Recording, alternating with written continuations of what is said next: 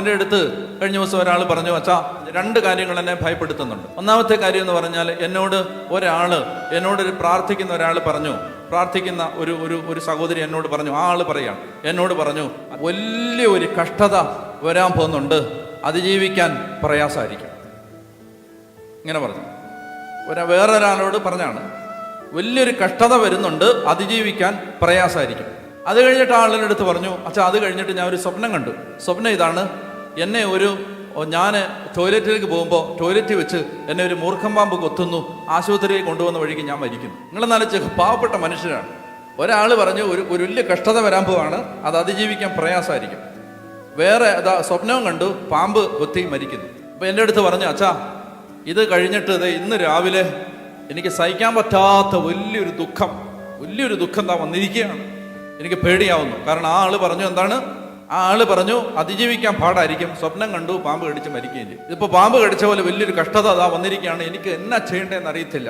ഞാനൊരു കാര്യം പറഞ്ഞു, നീ കണ്ട സ്വപ്നത്തിലെ പാമ്പിനെക്കാളും നിനക്ക് കഷ്ടത വരുമെന്ന് പറഞ്ഞ, അതിജീവിക്കാൻ പാടാന്ന് പറഞ്ഞ ആളെക്കാളും വലുതാണ് നിനക്ക് വേണ്ടി കുരിശിൽ മരിച്ച യേശു. എനിക്കിതല്ലാതെ വേറൊന്നും, എനിക്ക് ഇത്രേ പറയാനുള്ളൂ. നിനക്ക് കേൾക്കാൻ ചെവി ഉണ്ടെങ്കിൽ കേൾക്കുക, എനിക്ക് വേറെ ഒന്നും പറയാനില്ല. നീ സ്വപ്നത്തിൽ കണ്ട മൂർഖൻ പാമ്പിനെക്കാളും നിന്നോട് ഈ കഷ്ടത അതിജീവിക്കാൻ പാടാന്ന് പറഞ്ഞ പ്രാർത്ഥനക്കാരനെക്കാളും വലുതാണ് യേശു. ഞാൻ മനസ്സിലായി. അപ്പൊ എന്നോട് ഇത് പറയുന്നത് ഇന്നലെ രാവിലെയാണ് എന്നോട് പറയുന്നത്, കഷ്ടതയാണ്, എനിക്ക് സഹിക്കാൻ പറ്റുന്നില്ല എന്ന് പറയുന്നത്. ഇന്നലെ വൈകിട്ട് ഏതാണ്ട് ഒരു 7 മണിക്ക് മുമ്പ് ദൈവം ആ ദുരന്തത്തിൽ നിന്ന് ആ കുടുംബത്തെ രക്ഷിച്ചു. ഇത്രയേ ഉള്ളൂ. അതായത് നിങ്ങളുടെ വിശ്വാസം കിടക്കുന്നത് ദൈവത്തിന്റെ വാഗ്ദാനങ്ങളിലാണോ മനുഷ്യന്റെ വർത്തമാനങ്ങളിലാണോ? ഇത്രയേ ഉള്ളൂ. ദൈവത്തിന്റെ വാഗ്ദാനങ്ങളിലാണോ മനുഷ്യന്റെ വർത്തമാനങ്ങളിലാണോ? നിങ്ങൾ കാണുന്ന സ്വപ്നത്തിലാണോ? നിങ്ങളോട് ദർശനം പറയുന്ന ആളുടെ വാക്കിലാണോ നിങ്ങളുടെ വിശ്വാസം കിടക്കുന്നത്? വചനത്തിലാണോ? ഇത് വചനം പറയുന്നത് അറിയാം, മനുഷ്യനെ ആശ്രയിക്കുന്നത് ഒരു കെണിയാണ്, കെണി.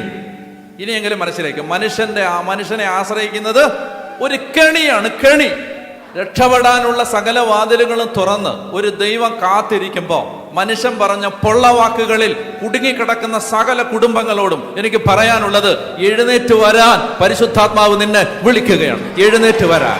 രക്ഷപ്പെടില്ല, നശിച്ചു പോകും, നീ ഇല്ലാതാവും, നിനക്ക് നന്മ വരില്ല എന്ന് പറയുന്ന ഒരു കാര്യം നിങ്ങൾ മനസ്സിലാക്കണം. തെറ്റുണ്ടോ തിരുത്തണം. പിന്നെ ഒന്നിനെയും പേടിക്കണ്ട, ആരെയും പേടിക്കണ്ട. അതായത് കൊള്ളരുതായ്മയിൽ കിടന്നിട്ട് ദൈവം എന്നെ രക്ഷിക്കുമെന്ന് പറയുന്നു. കർത്താവെ തെറ്റ് പറ്റിയിട്ടുണ്ട്, തെറ്റ് മനസ്സിലായിട്ടുണ്ട്, ഇനി അത് ആവർത്തിക്കില്ല എന്നതാ ഇപ്പൊ നിന്റെ മുമ്പിൽ ഒരു വാക്ക് പറയുകയാണ്, എന്നെ രക്ഷിക്കണമെന്ന് പറഞ്ഞാൽ നിന്നെ രക്ഷിക്കാൻ ഇറങ്ങി വന്നവൻ കുരിശേന്ന് വന്ന് എടുത്തോണ്ട് പോയി പറുദീസയില് ഇരുത്തും.